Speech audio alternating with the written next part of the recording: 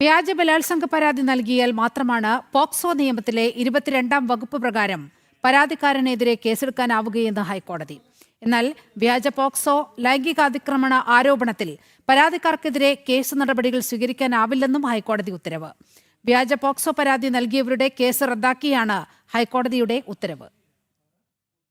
വ്യാജ പോക്സോ ലൈംഗികാതിക്രമ ആരോപണത്തിൽ പരാതിക്കാർക്കെതിരെ കേസ് നടപടികൾ സ്വീകരിക്കാനാവില്ലെന്നാണ് ഹൈക്കോടതിയുടെ ഉത്തരവ്.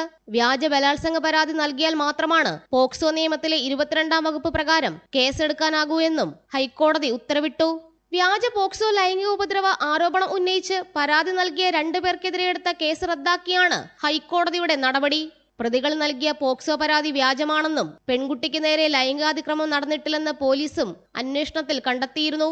തുടർന്ന് പരാതിക്കാർക്കെതിരെ വ്യാജ പോക്സോ ആരോപണം ഉന്നയിച്ചെന്ന് ചൂണ്ടിക്കാട്ടി പോലീസ് കേസെടുത്തു. കേസ് റദ്ദാക്കണമെന്നാവശ്യപ്പെട്ടാണ് പരാതിക്കാർ ഹൈക്കോടതിയെ സമീപിച്ചത്. പോക്സോ നിയമത്തിലെ 22-ാം വകുപ്പ് പ്രകാരം വ്യാജ ബലാത്സംഗ പരാതി ഉന്നയിച്ചവർക്കെതിരെ മാത്രമേ കേസെടുക്കാനാകൂവെന്ന് ഹർജിക്കാർ വാദിച്ചു.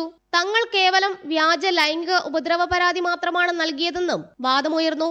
ഈ വാദങ്ങൾ കൂടി കണക്കിലെടുത്താണ് വ്യാജ പോക്സോ ലൈംഗിക ഉപദ്രവ പരാതി നൽകിയവർക്കെതിരായ കേസ് ഹൈക്കോടതി റദ്ദാക്കിയത്. ജനം, കൊച്ചി.